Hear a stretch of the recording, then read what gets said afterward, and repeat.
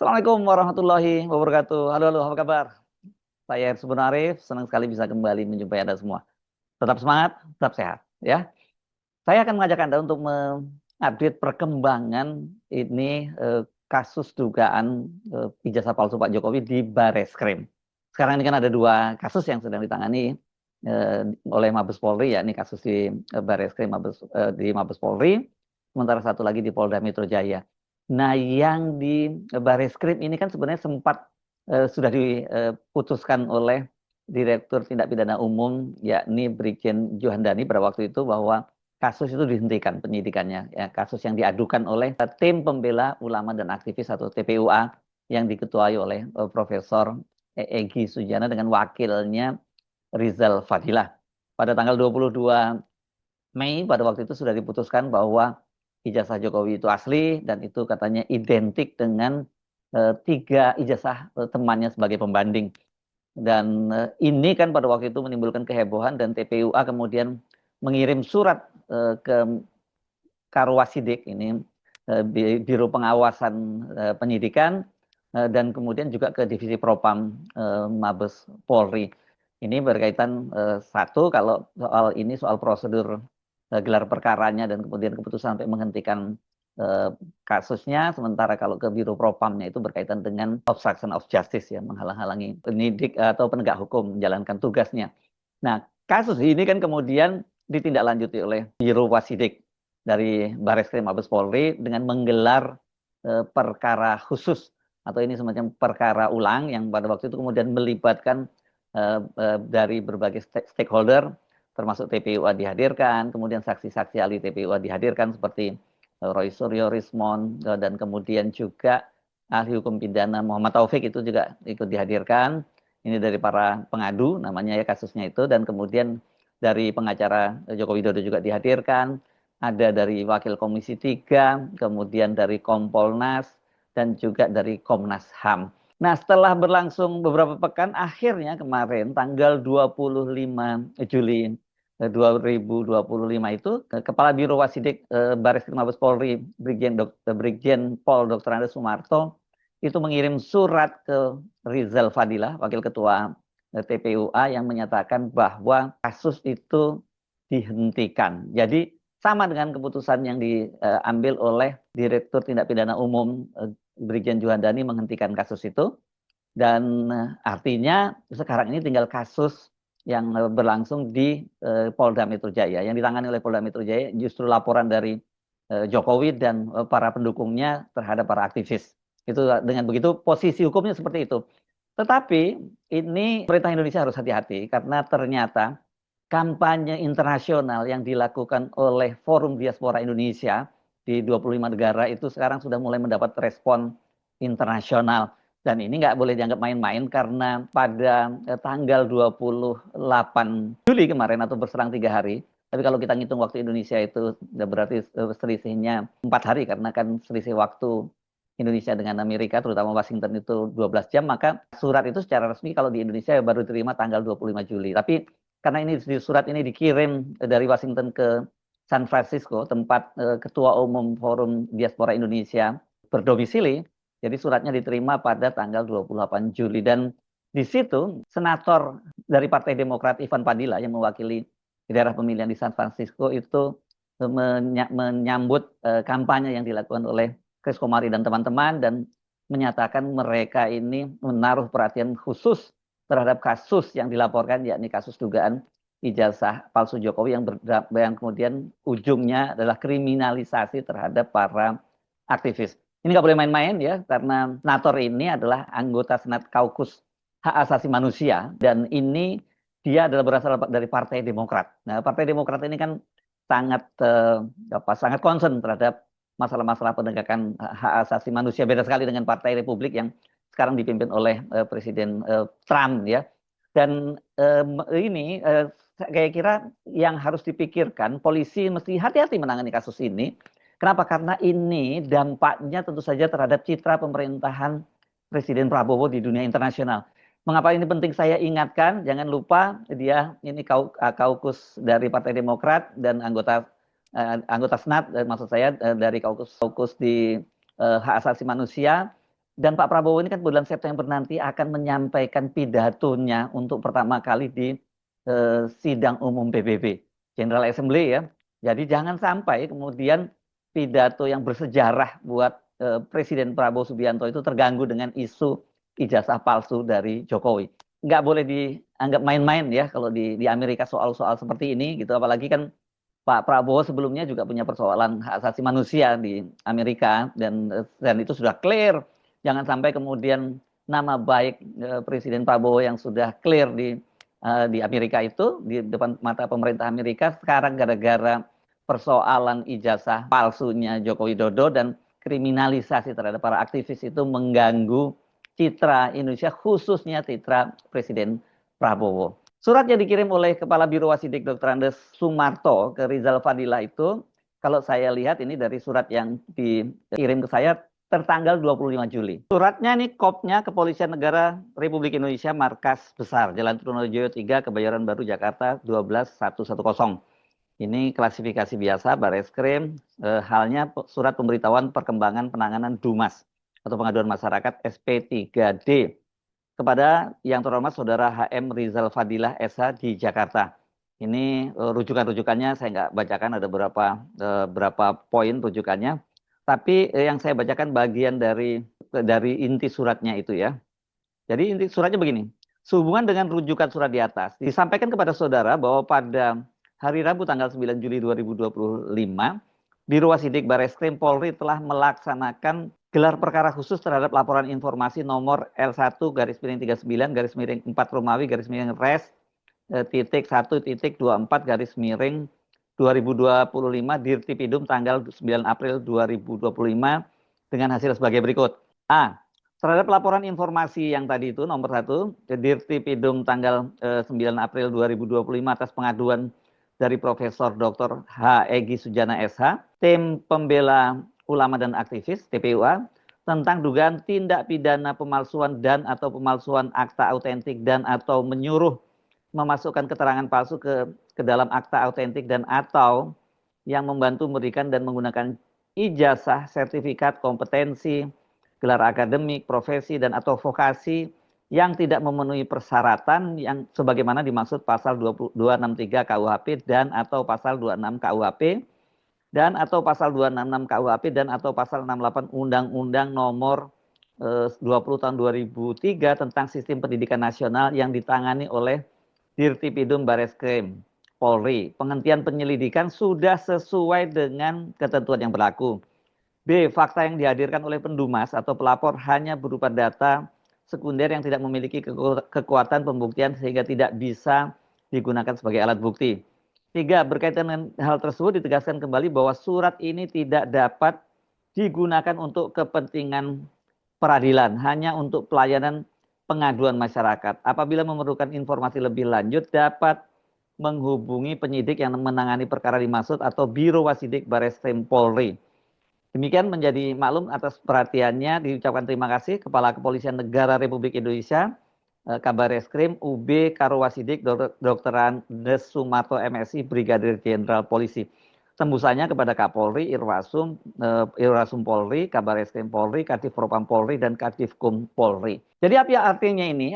Surat ini artinya ya menguatkan ya gelar perkara khusus yang dilakukan oleh Biro Wasidik, menguatkan keputusan yang sudah diambil sebelumnya oleh Direktur Tindak Pidana Umum Bareskrim Mabes Polri, Brigjen Polisi Johandani yang menghentikan penyidikan kasus itu.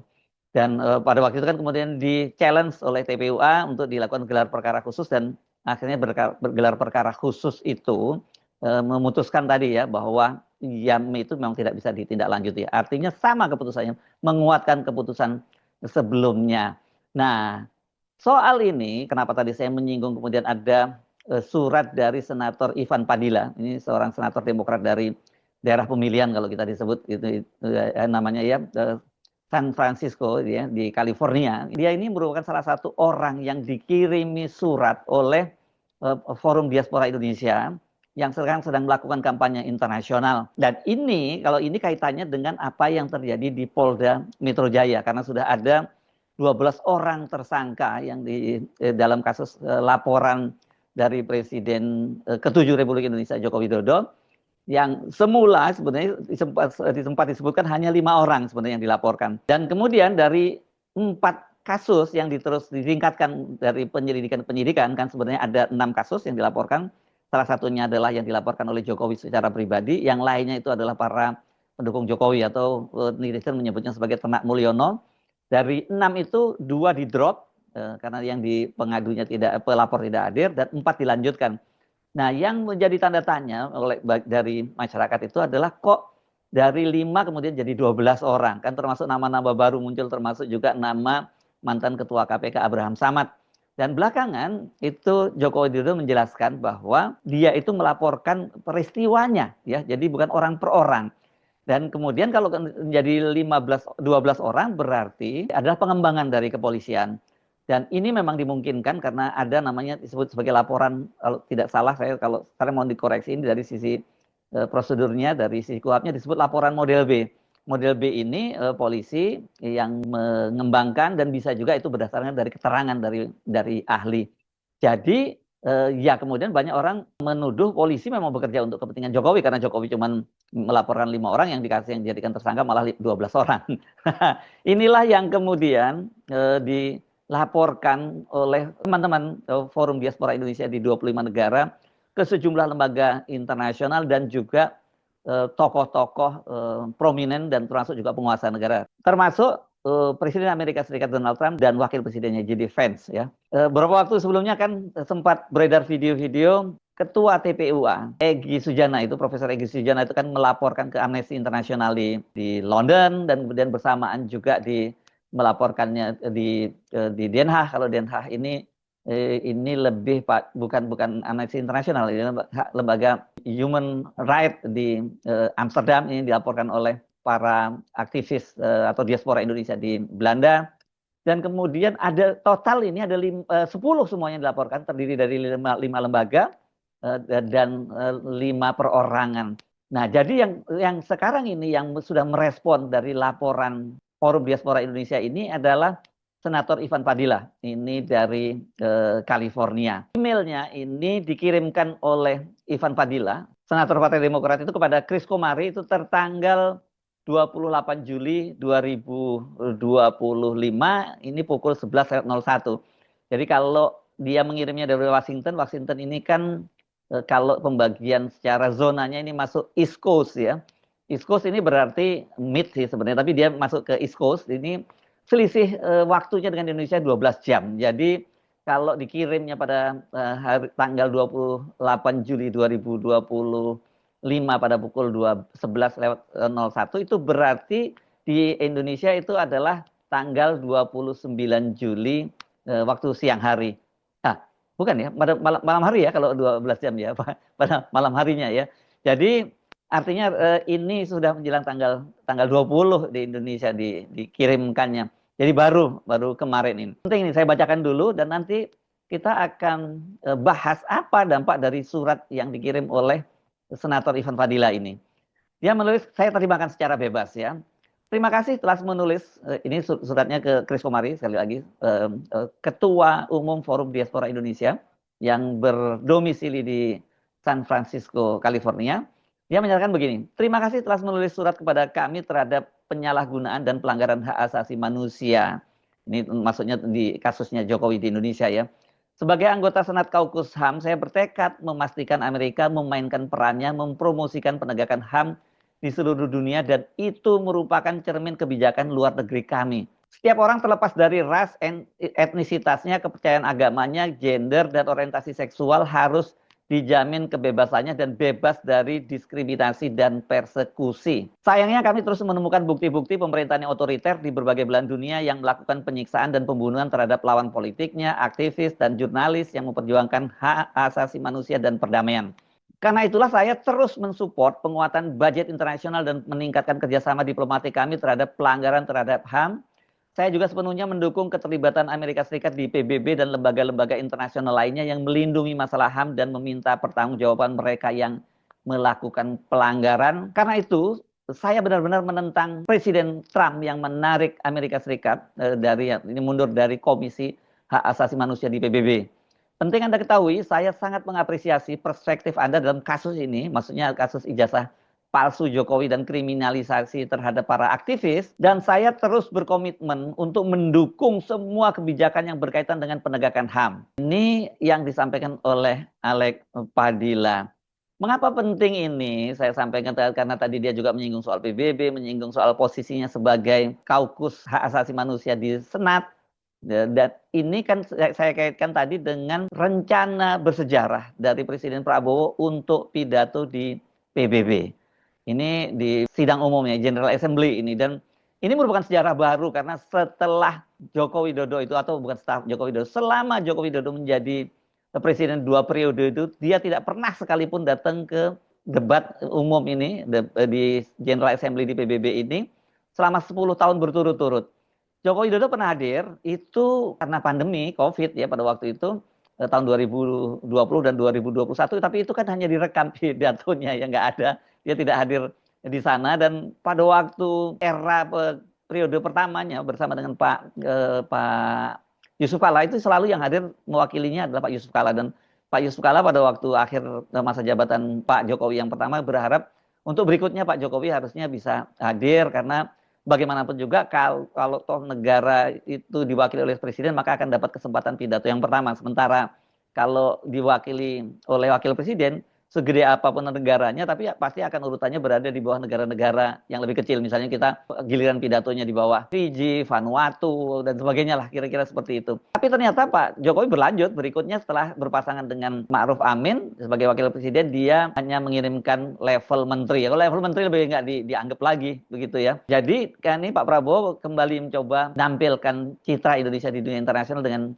berpidato rencananya di PBB. Dan kabarnya ini Pak Prabowo urutan-urutan pidatonya itu ada, saya mendapat kabar karena ada urutannya di telah tokoh-tokoh penting seperti Putin, kemudian Erdogan dan sebagainya, yang sekarang jadi salah satu raksasa-raksasa pemimpin dunia ya. Ini jadi penjuru, dan Pak Prabowo sedang mencoba kembalikan itu. Kalau sampai kemudian ini kemudian diwarnai, kita tidak tahu apakah kemudian ada semacam walkout, atau ada semacam interupsi dan sebagainya, kan ini akan mencoreng nama baik Pak Prabowo untuk sesuatu hal yang tidak dia lakukan.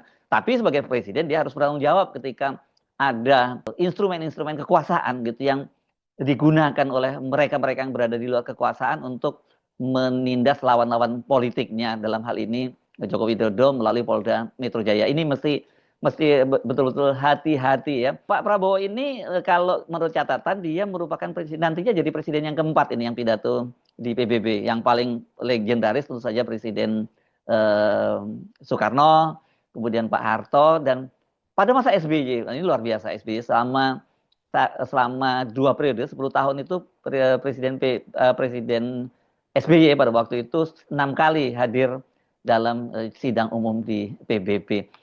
Jadi sekali lagi, kalau toh kemudian ini sudah diputuskan kasusnya oleh Barreskrim tidak akan diotak-atik lagi, sudah dihentikan dengan keyakinan bahwa keyakinan dari polisi bahwa ijazahnya Jokowi asli, dan kemudian kasus yang justru yang berlanjut adalah kasus di Polda Metro Jaya, kriminalisasi terhadap para aktivis. Bahkan kalau menurut Sylvester Matutina kemungkinan jumlah tersangkanya itu bisa bertambah. Ini akan tidak hanya menjadi persoalan atau isu domestik, tapi ini menjadi persoalan internasional.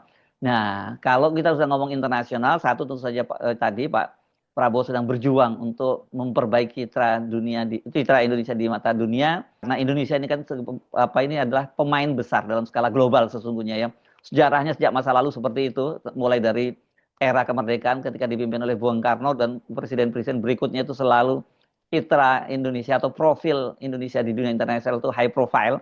Dan ini sedang coba dikembalikan karena di eranya Joko Widodo itu betul-betul jatuh ke titik nadir, tapi kemudian terganggu oleh kasus kriminalisasi terhadap para aktivis yang mempersoalkan ijazah dari Joko Widodo. Saya Harus Munarif, sampai jumpa lagi. Wassalamualaikum warahmatullahi wabarakatuh.